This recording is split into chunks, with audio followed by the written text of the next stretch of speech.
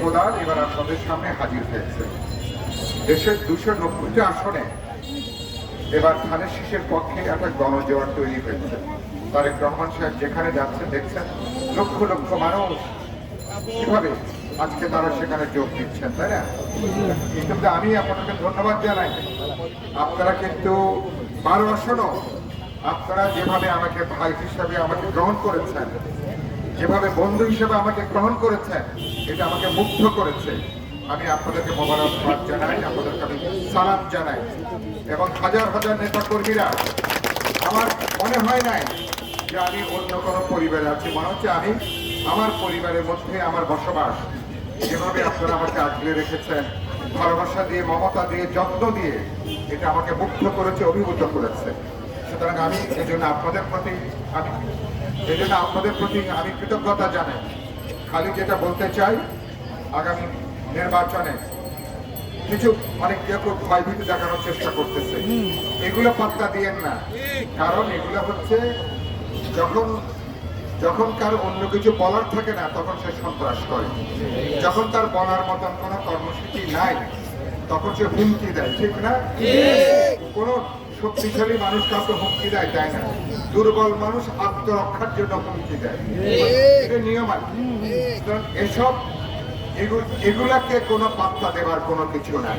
কারণ আমরা ঐক্যবদ্ধ, এই গোটা 12 মানুষ, গোটা বিএনপির বৃহত্তর পরিবার, যুগপৎ আন্দোলনের সকল শরিকরা 12 আসনে কোদাল মার্কার পেছনে এবার একটা কঠিন ঐক্য গড়ে তুলেছে। এবং প্রতিদিন দেখছি আমাদের নির্বাচনে মিছিল বিরাট থেকে বিরাট হচ্ছে, এবং 1 কিলোমিটার 2 কিলোমিটার ছড়িয়ে ছাড়িয়ে যাচ্ছে মিছিল। মানুষের একটা গণজাগরণ তৈরি হয়েছে কোদাল মার্কার পর। কারণ মানুষ পরিবর্তন চায়, মানুষ আগের মতন করে বাঁচতে চায় না। সেই পরিবর্তনের এবার ডাক নিয়ে কোদাল মার্কা এবার আপনাদের এখানে হাজির হয়েছে। তাহলে সুতরাং আমরা কোদাল মার্কার পক্ষে কাজ করব। শুধু একটা আহ্বান জানাই, আর মাত্র 13-14 দিন হাতে আছে। এখন কি করবেন? প্রত্যেকটা ঘরে ঘরে কিন্তু এখন যেতে হবে। আমি মায়েদেরকে অনুরোধ করবো, বোনদেরকে অনুরোধ করবো, আমাদের যে কন্যারা তাদেরকে অনুরোধ করবো, আপনারা টিম করে করে প্রত্যেকটা ঘরে ঘরে যাবেন, কোদাল মার্কার বার্তাটাকে পৌঁছায় দেবেন। কোদাল যে পরিবর্তনের ডাক দিচ্ছে, কোদাল যে আমাদের জীবনের পরিবর্তনের কথা বলছে, কোদাল যে খালেদা জিয়ার মার্কা, তারেক রহমানের মার্কা, আমাদের মার্কা, এই কথাটা মানুষকে একটু মুখস্থ করে দিতে হবে, ঠিক আছে? এটা আমরা প্রত্যেকটা ঘরে ঘরে আমাদের বোনেরা 4জন-5জন করে টিম করে, যেখানে বাকি আছে টিম করে আমরা আগামী কালকে থেকে আমরা কিন্তু যাব। আর ভাইয়েরা বিভিন্ন কারখানায়, শিল্প প্রতিষ্ঠান, বিভিন্ন দোকানে আমার ভাইয়েরা টিম করে করে তারা কিন্তু যাবে।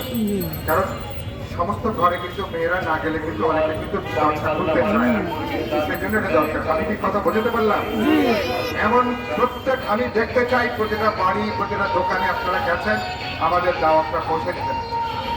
সবাই কি দায়িত্বটা পালন করবেন? আমরা আন্দোলনের লড়াই আমরা কিন্তু জয়লাভ করেছি, ভোটের লড়াই তো আমাদের জিততে হবে ইনশাআল্লাহ। আমরা কি এই লড়াই আমরা তো জেতার জন্যই তো আমরা নেমেছি নাকি? তাহলে ভোটে পরে যেন আফসোস না থাকে যে আরেকটু পরিশ্রম করলে হয়তো আমরা আরো অনেকগুলো ভোট পাইতাম, অত বিপুল ব্যবধানে জয়লাভ করতাম। আমি আশা করি আপনারা ঐক্যবদ্ধ হবেন।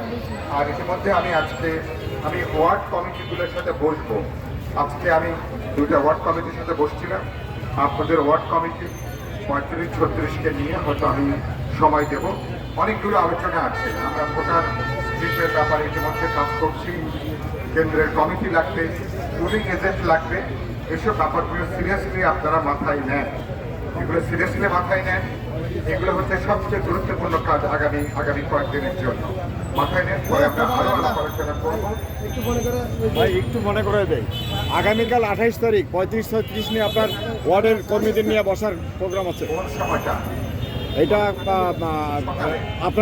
আপনার দিনের প্রোগ্রাম শেষে 8:30-9টার পরে, 10:30টায়।